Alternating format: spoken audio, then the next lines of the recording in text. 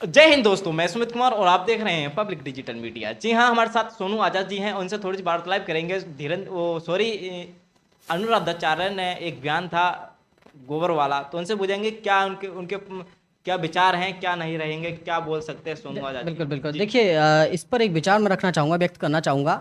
सबसे बड़ी बात ये पाखंडवादियों की सोच है, जो पाखंड को बढ़ावा देना चाहते हैं। सनातन धर्म और कई ऐसे धर्म हैं जिनको बंटवारा करना चाहते हैं, जिनमें वो बंटवारा करना चाहते हैं, हर एक धर्म को अलग अलग करना चाहते हैं। ये पाखंडी बाबा हैं। इन पाखंडी बाबाओं को पहले समझो, इनके बारे में जानो, क्योंकि ये सबसे बड़े नपुंसक मानसिकता के लोग हैं। कैसे कह सकते हैं सोनू जी, आप किस देखो, आप आप इस बात पे ही तर्क लगाइए कि वो व्यक्ति कहता है कि गोबर से आप उसके गेहूं निकालिए, मतलब उसको गाय को आप पहले गेहूं खिलाइए, गेहूं का जो भी है, उसके बाद में गोबर निकलेगा, गोबर को आप सुखाइए, उसमें से गेहूं निकलेगा, फिर से आप उसको पिसवा करके लाइए, मतलब चक्की पे जा करके उसको फिर उस स्त्री को खिलाइए जिस व्यक्ति की जिस स्त्री की नपुंसकता हो रही है, या फिर कह सकते हैं जिसके अंदर बच्चा नहीं हो रहा है।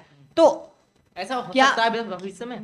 देखो, ऐसा भविष्य में नहीं, ये एक्चुअली होता है साइंस की चीज़ है। साइंस और फिजिकोलॉजी में इस चीज़ को ले सकते हैं। फिजिकल चीज़ें हैं ये, कभी कभी हमारा शरीर भी काम करना बंद कर देता है, वो भी साइंस तौर पर होता है। लेकिन इसका जुड़ाव गाय के गोबर से कैसे हो सकता है, इस नपुंसकता के मानसिकता के लोग से मैं पूछना चाहूँगा, अनुराधाचार्य से ये पूछना चाहूँगा, ये कैसे पॉसिबल हो सकता है? क्योंकि आप ये दर्ज करते हो कि गेहूं के खाने से नपुंसकता रुक जाएगी, तो मुझे बताओ कि आपके पिताजी ने भी यही किया होगा फिर तो? नहीं सोनू जी, नहीं, आपकी माता जी ने भी यही किया होगा फिर से तो?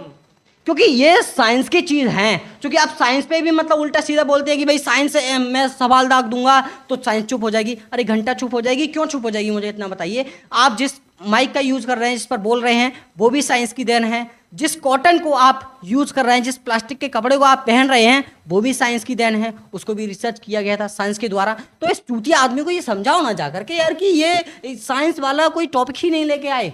दावे से बोलते हैं, कहते हैं, उन्होंने कई जगह कई मीडिया को इंटरव्यू दिया है। भाई साहब, अपने यहाँ पे हॉस्पिटल्स इतने नहीं होते अगर ये फॉर्मूला भी काम करता है इस पागल इंसान का तो। हाँ, जाहिर है, एक बात अलग कह सकते हैं, अगर इनके माता पिता ने इसको ट्राई किया हो तो ये हो सकता है। लेकिन माता पिता भी इस फॉर्मूला का इस व्यक्ति को थोड़ी ना बताएंगे, बताइए ना। ये व्यक्ति भी कहता है कि भैया आपकी शादी हो गई, क्या हो गई, कितने पति हैं? अरे घंटा पति के जान करके क्या करोगे भाई, बताओ मुझे। पति कोई ऐसी चीज़ तो है नहीं जो टॉफ़ी का डिब्बा लिया कि हाँ भाई एक टॉफ़ी का डिब्बा है, इसमें कितने निकलती हैं? हाँ, निकल आती घर में 100-150। इसका मतलब ये कि आप उसकी तुलना इस चीज़ों से, इन चीज़ों से कर रहे हो कि वो वेश्या है एक तरीके से। क्योंकि वेश्या का कोई भी पति नहीं होता, जिसकी जितने भी होते हैं वो एक मतलब अलग रूप में होते हैं। तो अब उसकी मानसिकता या फिर उसकी तुलना आप एक वेश्या से कर रहे हैं, उसकी तुलना ये समझिए आप। क्योंकि एक व्यक्ति या स्त्री से सवाल करना इस चीज़ का कि आपके कितने पति हैं, क्योंकि वेश्या इस चीज़ को बता ही नहीं सकती। दूसरी बात, वो स्त्री बताती भी है कि अरे कितने हैं, ये भी पूछता है कितने। अरे कितने, कितने से क्या मतलब है, वो वेश्या तो है नहीं। एक स्त्री है, पतिव्रता नारी है, पति का सम्मान करती है, लेकिन आप उसके सम्मान को ठेस पहुंचा रहे हैं, उसको कह रहे हैं कि कितने पति हैं। क्या जवाब देगी वो स्त्री इसको? हाँ, अगर वही स्त्री इसको पूछे, बाबा जी आपके कितने पिताजी हैं वैसे, बताइए ना, कि आप कौन से पिताजी के बच्चे हैं, तीसरे नंबर के, चौथे नंबर के, पांचवें नंबर के, या फिर 20वें नंबर के? हो सकता है 25-30 पिता हों इसके, तो हो सकता है ये अपनी मानसिकता का है। तो लेकिन भाई साहब, इन चीज़ों से समाज की जो है आहत होती है या फिर समाज के दिल को ठेस पहुंचती है, तो इस तरीके का बयान नहीं देना चाहिए। दूसरी बात, अगर इनका ज्ञान लेने भी जाते हो तो इनका ज्ञान बिल्कुल ना के समान है। इनका ज्ञान जो होता है वो इस तरीके की लहर है जिस तरीके से समुद्र में अपने आप को बहा देना, ये एक तरीके का समुद्र है, वो अज्ञान का समुद्र है। आप अपने जो है ज्ञान थोड़ा भी लेकर के जाएंगे, वहाँ अज्ञान होकर के आएंगे। ये ज्ञान की गंगा नहीं है, अज्ञान की गंगा है। अज्ञान की गंगा में जब आप बह जाएंगे तो आप ये समझिए कि ये भी है इसमें कि अज्ञान की गंगा है इसके पास में, लेकिन अज्ञान जिस इस व्यक्ति के अज्ञान में गिर गया वो बहना है इसमें, और कुछ नहीं होना है इसका। अच्छा सोनू जी, कुछ धीरेन्द्र शास्त्री कहते हैं लसन उससे हुई है, और अरे क्या घंटा, क्या क्या रीजन है अरे इसका? भाई साहब, इस पर क्या हम तुलना करेंगे? राक्षस रावण, अरे ये चीज़ें बड़ी दिमाग खराब करती हैं। ये कभी साइंस को पढ़े ही नहीं है, पहली बात। दूसरी बात, इनको चाहिए होता है यूट्यूब पर डालने के लिए कंटेंट।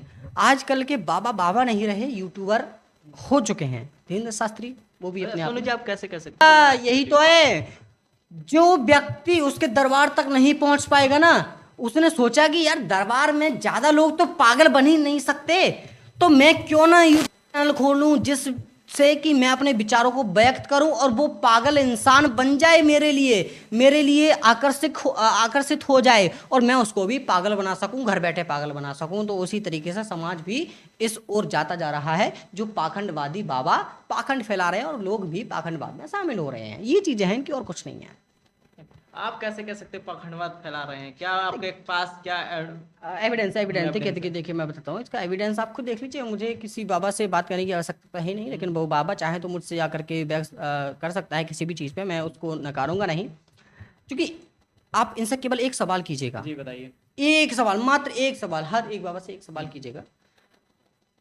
अनिरुद्धाचार्य मोटिवेशनल भी मतलब लोगों को सिखाता है कि मोटिवेशन देता है कि ऐसे ऐसे। अनिरुद्ध और जो वो है धीरेन्द्र शास्त्री, वो भी के बारे में, समाधान के बारे में बात करता है।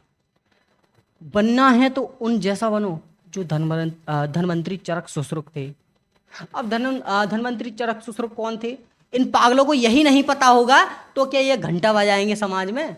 हाँ, धनवंतरी चरक सुश्रुत का एक्चुअल में बायोडाटा क्या था, पूरा एक्चुअल में वो किस तरह पे काम करते थे, कबीरदास क्या काम करते थे, रविदास क्या काम करते थे, संत तुकाराम क्या काम करते थे, इनको नहीं पता होगा। संत तुकाराम, संत ज्ञानेश्वर, महाराष्ट्र में बहुत ज़्यादा उनका, मैं उनको मानता हूँ कि बहुत अच्छे ज्ञानी थे, वो लोगों को समाज की प्रेरणा देते थे। स्वामी विवेकानंद, इन पागलों ने जब उनको पढ़ा होगा ना, तभी तो ये उसका जवाब दे पाएंगे सही तरीके से, तभी तो उनको सही दिशा में पहुंचाएंगे। जब इन्होंने, इनकी सातों पुष्टें पाखंडवादी हैं इन बाबाओं की, तो ये क्यों पाखंडवादी नहीं होते? तो ये ना, मेरे माता पिता सीबीआई ऑफिसर में जॉब कर चुके हैं और इस चीज़ों पर ध्यान नहीं देते हैं। तो ये चीज़ें, मतलब एक व्यक्ति सोचे कि मेरे पिताजी जो है, जैसे मैं अपनी बात बताऊं, जैसे मान लीजिए एक तो कि मेरे पिताजी जो हैं सीबीआई ऑफिसर थे, वो किसी चीज़ को दावा ही नहीं देते, वो केवल एक चीज़ साइंस को मानते थे। तो साइंस की चीज़ों को वो रिलेटेड करके चले ना। उन्होंने जब भी पढ़ा, विवेकानंद महाराज को पढ़ा, बौद्ध धर्म के बारे में पढ़ा, बौद्ध भगवान के बारे में सुना, जो लोग भगवान कहते हैं, बौद्ध के बारे में पढ़ा उन्होंने। और अम्बेडकर साहब को जो पढ़ लेगा वो ये चीज़ों में जाएगा ही नहीं, क्योंकि ये पाखंडवादी लोग हैं। तो ये पाखंडवाद पढ़ करके ही पहले से आ रहे हैं। दूसरी बात, इनका पाखंडवाद है ही नहीं कहीं, ये खुद ही पाखंडवाद बना रहे हैं, आगे पाखंडवाद चलाएंगे ये लोग। तो ये पाखंडवादी इसी तरीके से हैं, क्योंकि इन लोगों ने पाखंडवादी, मैंने आपको बोला कि मैं पाखंडवादियों को इसी तरीके बोल सकता हूँ कि जब इन लोगों ने स्वामी विवेकानंद को, संत ज्ञानेश्वर महाराज को, ज्ञानेश्वर और संत तुकाराम, स्वामी विवेकानंद शायद मैंने बोल दिया, उनको पढ़ना चाहिए इन लोगों को। अगर पढ़ना है तो भाई ओशो को भी पढ़ लियो ओशो तो तुम्हारे अच्छी तरीके से खटिया खड़ी कर देंगे तो ये है मानसिकता, आप ऐसी फैलाओ जो लोगों को पहुंच तक पहुंचा सकें, लेकिन मानसिकता ऐसी भी मत फैलाओ जो व्यक्ति की पहुंच से भी नीचे कर दे। तो इन बाबाओं को मैं सीधा चैलेंज देना चाहूँगा, बाबाओं अपना जो थोड़ा बहुत कमाई हो चुका होगा, थोड़ा नहीं बहुत कमाई हो चुका होगा, BMW, मर्सिडीज वगैरह वगैरह सारी गाड़ियाँ आपने खरीद ली, एसमो जितना भी कर लिया। अरे पाखंडवाद जितना फैला था फैला लिया, कोई दिक्कत नहीं है। अब आप जा सकते हो, दूर जा सकते हो आप, कोई दिक्कत नहीं है, पैसा आपके पास अपार हो चुका है, अब जा सकते हो। लेकिन अब तो कम से कम सुधर जाओ, लोगों के लिए पाखंडवाद की नींव तो मत बनो। ये चीज़ें हैं, पाखंडवाद इस तरीके से फैला रहे हैं ये लोग। बहुत बहुत धन्यवाद जी। देख सकते हैं फिलहाल हमारे साथ सोनू आजाद जी थे, उन्होंने अनुराधाचार्य जी के बयान पर क्या टिप्पणी करी थी, आप देख सकते हैं फिलहाल हमारी वीडियो के माध्यम से। तब तक के लिए अगली वीडियो जल्दी मिलेगी। जय हिंद, जय भारत।